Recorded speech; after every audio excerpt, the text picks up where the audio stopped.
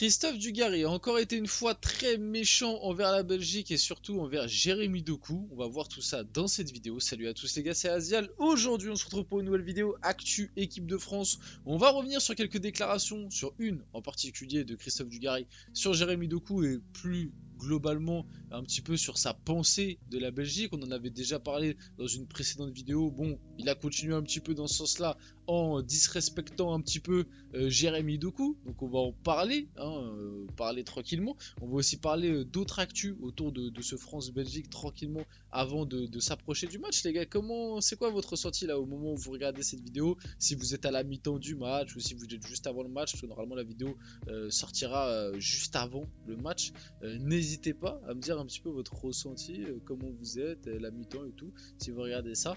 En tout cas, nous, dans cette vidéo Actu équipe de France, on va avoir pas mal de choses intéressantes. Bien évidemment, on voit que la vidéo commence, n'hésitez pas à la liker, à commenter, à partager, à vous abonner, ça fait toujours plaisir et ça aide pour le développement de la chaîne. Et nous, on va pouvoir y aller dès maintenant. Donc on va commencer avec cette déclaration de Christophe Dugarry sur Jérémy Doku, parce qu'on va dire que ça va être un petit peu le sujet principal de la vidéo.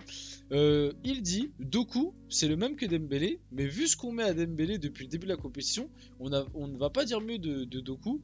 Bon, l'air de dire qu'en gros les deux sont bébêtes, donc on n'a pas à craindre Jérémy Doku, parce que vu ce que fait Dembélé, vu comment il est bébête, Jérémy Doku c'est le même. Donc bon, on va pas dire qu'on a peur de lui, parce que bon, comme il est bébête, c'est juste un mec qui sait dribbler, qui sait pas jouer au foot.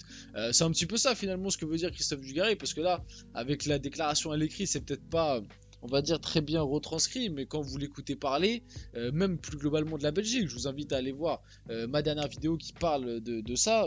Vraiment, Christophe Dugarry, en termes de manque de respect envers les Belges, on est sur du très très haut level. Et pourtant, moi-même, en tant que supporter français, en tout cas dans cette rencontre, je devrais être de me ranger de son côté, parce que moi aussi je vois l'équipe de France favori et je comprends un petit peu ce qu'il veut dire en comparant Doku et Dembélé, parce que c'est des joueurs percutants qui jouent tous les deux ailiers. Mais en fait, c'est de la façon dont il les compare. C'est en gros, ouais, Doku et Dembélé c'est les mêmes. De toute façon, Dembélé il fait rien depuis le début de la compétition, on n'arrête pas de le critiquer, donc Doku il va rien faire contre nous. Et bon, les deux c'est les mêmes, parce que bon, on connaît les styles de joueurs, c'est un peu des bébêtes.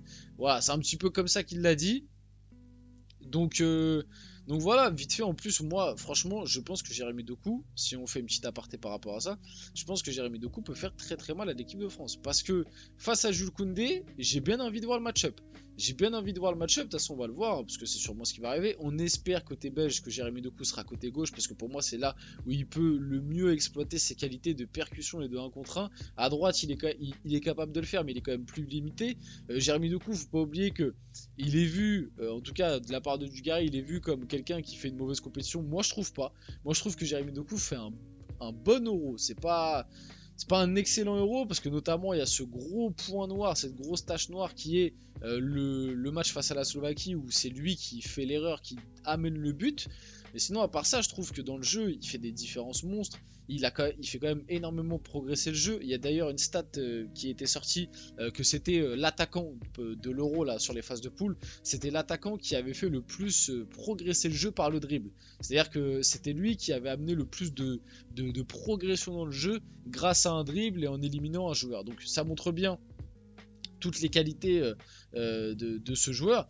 Et ouais, moi je pense qu'il faut pas manquer de respect à ce type de joueur, parce que Jérémy Doku il sort quand même d'une saison réussie, on va le dire, du côté de City, où il a quand même progressé sur pas mal d'aspects, je trouve personnellement. Déjà il a moins de blessures, etc. Et là moi je trouve que ses débuts avec la Belgique, comme je dis, son euro est pas si dégueu que ça, attention, si la Belgique évolue dans un bloc un peu médian, un peu bas, attention, avec un Kevin De Bruyne qui peut envoyer des bons caviars, un Jérémy Doku qui peut dévorer les espaces, face à un Koundé, ou même s'il est de l'autre côté, j'espère pas qu'il sera à droite, moi j'espère vraiment qu'il sera à gauche, parce que je pense qu'il peut faire mal à Koundé en 1 contre 1, parce que je pense qu'il va passer face à Koundé pas mal de fois, même si Koundé fait un très bon euro pour le moment. Je pense que le match-up il peut très très rapidement le remporter, mais attention, ouais, dans les 1 contre 1, dans la prise de profondeur et tout, Doku peut faire mal à cette équipe de France, s'appuyer sur un Lukaku pour ensuite redonner à un De Bruyne, etc. Ça peut aller très vite. Il faut pas manquer de respect entre guillemets à ce style de joueur et dire bon bah comme il ressemble à Dembélé, on va le critiquer parce que Dembélé il est pas bon. Et en plus pareil, Dembélé, on le critique depuis le début de cet Euro pour revenir là-dessus, mais malgré tout, Dembélé, je trouve qu'il est quand même dans un contexte compliqué et que c'est l'un de tes seuls joueurs. Bon, il y a eu Barcola face à la Pologne, mais bon, comme Barcola dans l'esprit de Deschamps, il a pas envie de le faire jouer. Oui, bien évidemment que si tu fais jouer Barcola, c'est normal de critiquer Dembélé. Maintenant, comme la plupart du temps, Deschamps il va préférer faire jouer Mbappé et Thuram. Et là, on parle même que Dembélé ne joue pas. Enfin, c'est même quasiment sûr que Dembélé ne jouera pas face à la Belgique, en tout cas en tant que titulaire. Moi, je trouve ça dur quand même parce que malgré tout, Dembélé, il est dans un côté, dans un couloir isolé. Il doit animer un couloir à lui tout seul ou des fois, il est en 1 contre 2, voire 1 contre 3. Et moi, je trouve que malgré tout, il y a du déchet, mais c'est Dembélé, on connaît. Il y a du déchet dans la dernière passe, dans la dernière frappe. Mais je trouve qu'il arrive quand même à t'apporter un petit peu de déséquilibre et un petit peu de trucs. Ça n'a pas été parfait. Oui, ces matchs sont globalement pas ouf. Maintenant, s'il est pas là contre la Pologne, tu marques pas, ça se trouve. Ça se trouve, tu finis le match, tu perds le match 1-0 face à la Pologne. Ou ça finit sur un 0-0, on sait pas. Face à la Pologne, il va quand même te chercher un penalty. Alors ok, certains vont me dire, c'est plus le défenseur polonais qui lui donne le penalty que Dembélé qui va réellement le chercher. Ça se discute, mais ceci étant dit, la faute est sur Dembélé, sur une accélération qu'il a mis, un dribble qu'il a passé. Donc, malgré tout, ça reste quelque chose qui a été provoqué par Dembélé. Même si le défenseur a peut-être pas été intelligent, il l'a malgré tout provoqué, ce manque d'intelligence, si certains estiment cela. Donc voilà, je voulais juste remettre un petit peu d'ordre par rapport à ça et cette déclaration de Dugarry, et on peut passer à la suite. Will Steele sur France-Belgique, c'est pas que j'en ai rien à faire, mais presque. Bon, je dis rien à faire parce que voilà, on est YouTube friendly ici. Par fierté, j'ai envie de dire que j'espère que la Belgique va gagner, mais c'est vraiment pour vous, voilà, embêter. Décidément, Will Steele dans toute sa splendeur. Alors là, franchement, je lis la déclaration à l'écrit, je reconnais Will Steele. Hein, c'est le franc-parler, etc. D'ailleurs, Will Steele, bon, vite fait, on fait une petite aparté. Du côté de Lens, je ne m'y attendais pas. Honnêtement, je tiens à rappeler quand même que il a voulu partir de Reims pour aller en Angleterre parce que il voulait absolument entraîner en Angleterre pour au final rebondir à Lens. Donc bon, après Lens, vous allez me dire c'est plus proche c'est plus proche de l'Angleterre que Reims, mais je trouve le choix quand même assez surprenant. Maintenant, je pense que ça peut fonctionner, même si à Lens, je crois que dans les bureaux et tout, c'est pas fou en ce moment. Bref, on va pas épiloguer là-dessus, mais ouais, Will Steele, du coup, le belge-anglais, qui aimerait, juste pour nous embêter, voir la Belgique gagner, mais en vrai, il en a pas grand-chose à faire. On enchaîne un petit peu, aucun joueur français n'a tenté plus de tirs sans marquer que Kylian Mbappé lors d'un Euro depuis qu'Opta analyse la compétition 1980, 20 frappes, parce que c'est vrai que c'est important de le rappeler que Kylian Mbappé a marqué, mais sur penalty. Dans le jeu, Kylian Mbappé n'a toujours pas marqué à l'Euro et il est à 20 frappes quand même. 20 frappes, toujours pas un but à l'Euro dans le jeu. C'est vrai que ça commence à peser. L'Euro, en tout cas, pour le moment, il en a fait 2. Enfin, le deuxième n'est pas fini, mais on est quand même plus proche de la fin que du début, on va dire. Il en a fait 2 des euros et c'est vrai que pour l'instant la compétition c'est vraiment pas une compétition qui lui réussit par rapport à la Coupe du Monde où ces 2 Coupes du Monde c'est vraiment des réussites de fou furieux. Il est vraiment super fort sur les 2 Coupes du Monde.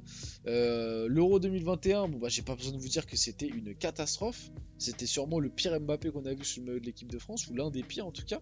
Et pour l'instant cet Euro 2024 il est pas beaucoup mieux non plus hein. C'est assez compliqué entre l'épisode du masque, le premier match qui était pas ouf, son raté énorme, le face-à-face, la face à l'Autriche raté. Il a aussi un raté face à la Pologne, il loupe le match face aux Pays-Bas, il joue avec un masque, le nez cassé. Bref, l'Euro, c'est vraiment pas une compétition qui sourit à notre Kylian Mbappé. Un proche de Kingsley Coman à l'équipe, il est professionnel, il fait son tournoi, il est là, mais il sent bien qu'il n'entre pas dans les plans. Le Bavarois a aussi en tête en Suède, a aussi en tête, pardon, la Suède où sa compagne devrait accoucher en fin de semaine. Bon, au final cette info ça a été démenti hein. Il y avait cette fameuse rumeur, ça a été démenti par sa femme comme quoi alors je sais pas ce qui a été démenti c'est le fait qu'elle soit enceinte ou le fait qu'elle soit en Suède, ça je sais pas, mais en tout cas elle a démenti l'info donc je ne sais pas, je me suis pas plus renseigné, mais en gros ça parlait que sa femme allait potentiellement accoucher cette semaine en Suède. je sais pas pourquoi en Suède, et que du coup Kingsley Coman allait peut-être devoir quitter le rassemblement. Au final, il n'en est rien, sa femme a démenti, donc il devrait rester du côté du rassemblement de l'équipe de France. Et oui, du coup, vite fait pour revenir au truc, c'est vrai que Kingsley Coman, bah après, il a des petits soucis physiques, c'est ça le problème, mais est très peu considéré, je trouve, depuis le début de cet Euro par Didier Deschamps. Kingsley Coman n'a jamais caché son souhait de ne pas étirer sa carrière internationale très longtemps. Son avenir en bleu dépendra de cet Euro, peut-être de la Coupe du Monde 2026. Donc potentiellement, on aurait les dernières minutes avec le mode de l'équipe de France de Kingsley Coman dans cet Euro, et on s'y attend peut-être pas, donc on va suivre ça de près. On arrive sur la fin de cette vidéo, j'espère qu'elle vous a plu. Si les gars, n'hésitez pas à la liker, commenter, partager et vous abonner. Les gars, c'était Aziel, on se retrouve très rapidement pour une prochaine vidéo.